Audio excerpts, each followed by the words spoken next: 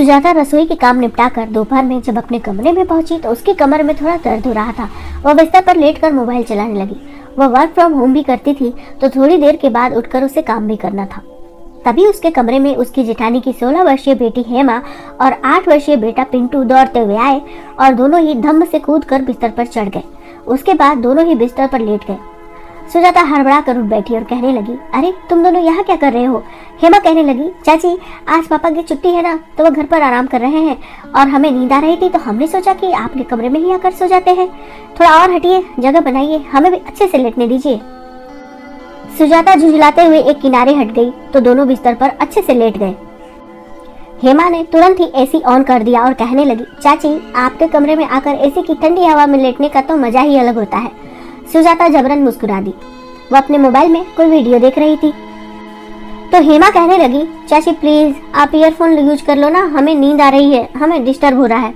सुजाता उन दोनों को घूर कर देखने लगी, लेकिन उन दोनों को तो कोई मतलब ही नहीं था। वह दोनों तो मस्ती से आंखें बंद करके सोने की कोशिश कर रहे थे।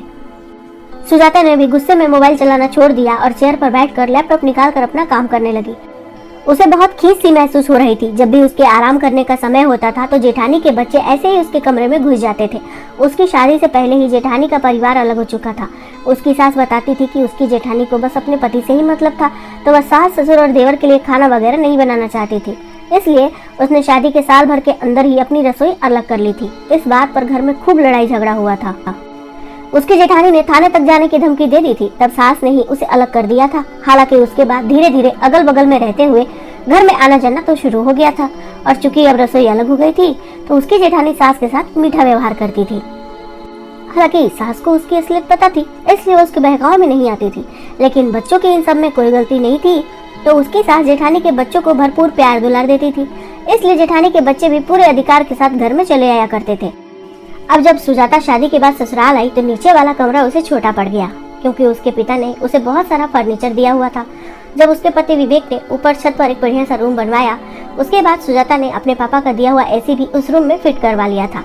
नीचे रसोई में काम खत्म करने के बाद वह अपने छोटे वाले कमरे में बीच बीच में जाकर आराम कर लिया करती थी, और जब उसे लंबे समय के लिए काम करना होता था या आराम करना होता था तो ऊपर अपने कमरे में चली आती थी। उसकी सास तो नीचे ही रहा करती थी, क्योंकि वह दरवाजे के बाहर बैठकर गली मोहल्ले के लोगों से बातचीत भी कर लिया करती थी। सुजाता भी ऊपर शांति से काम करती थी, लेकिन बच्चों को कौन समझाए, वह तो धड़ाधड़ उसके एसी वाले कमरे में घुस जाते थे।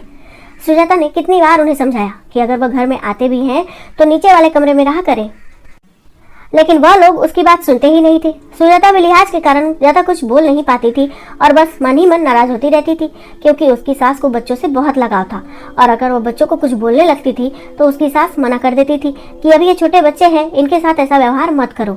लेकिन अब पानी सिर के ऊपर से गुजरने लगा था। हेमा इतनी छोटी बच्ची भी नहीं थी जो यह न समझ पाए कि किसी के बेडरूम में इस तरह नहीं घुसा करते हैं। ऐसे ही एक दिन सुजाता रसोई में आलू के पराठे बना रही थी। वैसे तो वह हिसाब से थोड़े ज्यादा ही पराठे बनाती थी, क्योंकि जेठानी के बच्चों के नाक में जब भी किसी पकवान की खुशबू जाती थी तो वह रसोई में आकर बैठ जाते थे और जो भी बन रहा होता था वह खा कर ही रसोई से बाहर जाते थे। आज सुजाता के पति ने उसे कहा था कि घर पर कुछ मेहमान आने वाले हैं तो तुम उन्हें अपने हाथों से बने हुए स्पेशल आलू के पराठे ही खिलाना।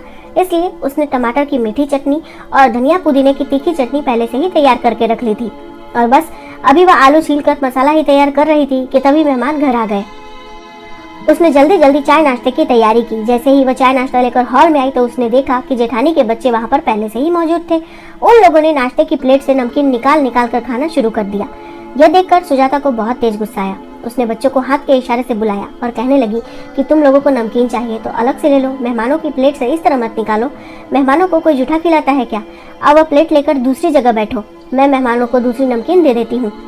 हेमा और पिंटू मिलकर एक ही प्लेट में चटकारे ले लेकर नमकीन खाने लगे। सुजाता मेहमानों के लिए दूसरी नमकीन लेकर पहुंची। उसके बाद जब रसोई में आकर पराठे सेकने लगी तो थोड़ी देर के बाद जेठानी के बच्चे रसोई में घुस गए और कहने लगे, चाची हमें भी एक एक पराठा दे दो। सुजाता को तो पहले से ही पता था, इसलिए उसने एक्स्ट्रा पराठे बनाए थे, लेकिन आज ऐसा लग रहा था जैसे बच्चे अपने घर से कुछ खाकर नहीं आए हैं, क्योंकि वह एक के बाद एक पराठे मांगते चले गए और सुजाता पराठे बना बनाकर परेशान हो गई। और जब उसने देखा कि पराठे का आटा भी कम हो चुका है और भरावन भी समाप्त होने की कगार पर है तो उससे रहा नहीं गया और वह कहने लगी, बच्चों दरअसल बात यह है कि यह पराठा ना मैं मेहमानों के लिए बना रही हूँ, तो थोड़ा मेहमानों को भी दे देने दो। हेमा हंसते हुए कहने लगी, चाची ये पराठे तो इतने टेस्टी है कि मन कर रहा है खाते ही जाओ, खाते ही जाओ। पिंटू भी दीदी की देखा देखी हंस रहा था और कह रहा था, मैं तो और पराठे खाऊंगा। सुजाता के माथे से पसीना बह रहा था। इतनी गर्मी में किचन में खड़े होकर वो मेहमानों के लिए मेहनत कर रही थी और यहाँ पर बच्चे ही सारा पराठा साफ करने पर तुले हुए थे। बड़ी मुश्किल से उसने मेहमानों को पराठा खिलाया, लेकिन घर वालों के लिए पराठे कम पड़ गए। तब उसे दोबारा आलू उबालने पड़े और फिर से सारी मेहनत करनी पड़ी। लेकिन जेठानी के बच्चों को कुछ पड़ी ही नहीं थी और ना ही उसकी सास जेठानी के बच्चों को कुछ बोल रही थी। सुजाता ने हिसाब लगाया तो बच्चों ने कुल मिलाकर 8 पराठे खा लिए थे। सुजाता के लिए दिन पर दिन मुश्किलें बढ़ती ही जा रही थी। ऐसे ही एक दिन उसे ऑफिस का काम कुछ ज्यादा ही था तो सुबह ही उसने लंच तैयार करके रख दिया था और वह सुबह से ही अपने रूम में काम कर रही थी। उसने रूम भी अंदर से लॉक करके रख दिया था ताकि कोई भी उसे डिस्टर्ब ना कर पाए। लेकिन जेठानी के बच्चे भी कहाँ मानने वाले थे। हेमा दोपहर के बाद उसके कमरे के बाहर पहुंच गई। जब उसने देखा कि कमरा भीतर से बंद है तो उसने जोर जोर से दरवाजा खटखटाना शुरू कर दिया। सुजाता को डिस्टर्ब होने लगा तो उसने दरवाजा खोल दिया। दरवाजा खुलते ही वह उसके बिस्तर पर आकर लेट गई। पिंटू भी पीछे पीछे आया और बिस्तर पर लेट गया। सुजाता कहने लगी, बच्चों आज मुझे बहुत जरूरी काम है तो तुम लोग कमरे से बाहर जाओ। दोनों एक ही सुर में कहने लगे, नहीं चाची हम आपके कमरे में ही सोएंगे। सुजाता बहुत परेशान। जब भी उसके आराम करने का समय होता था जेठानी के बच्चे उसके बिस्तर पर कब्जा जमा लेते थे। आज भी हेमा कहने लगी, चाची मुझे न बहुत नींद आ रही है, प्लीज आप लाइट ऑफ कर दो। अब सुजाता ने लिहाज छोड़कर साफ साफ शब्दों में कह दिया, देखो हेमा अभी मैं लैपटॉप पर कुछ जरूरी काम कर रही हूँ तो मुझे लाइट की जरूरत है और मुझे कोई डिस्टरबेंस नहीं चाहिए, तो तुम लोग जाकर अपने रूम में सो। वो कहने लगी, चाची आपके कमरे में एसी लगी है ना तो ठंडी हवा में सोने में बड़ा मजा आता है, आपको तो पता ही है, इसीलिए तो हमें जब भी मौका मिलता है हम आपके कमरे में ही आकर सोते हैं। सुजाता ने धीरे से कहा, देखो हेमा तुम बड़ी भी हो और समझदार भी, इसलिए आज मैं तुम्हें यह बात समझा देती हूँ कि मेरी भी कोई प्राइवेसी है। मुझे भी काम करने के साथ आराम करने का भी मन करता है, लेकिन तुम मेरे आराम के बारे में नहीं सोचती हो, बस अपनी सहूलियत के हिसाब से मुझे मेरे ही रूम में इधर उधर नचाती रहती हो। यह बात बिल्कुल भी सही नहीं है। तुम सोचो कल को तुम्हारी भी शादी होगी और तुम्हारे अपने कमरे में तुम्हें प्राइवेसी नहीं मिलेगी या कोई बार बार आकर तुम्हारे कमरे में सो जाएगा, तुम्हारे काम में रुकावट डालेगा, तो क्या तुम्हें अच्छा लगेगा? हेमा का चेहरा गुस्से के मारे लाल हो गया। उसने कहा, माँ सही कहती है, आप बहुत गंदी हो, आप तो बात करने के लायक भी नहीं हो।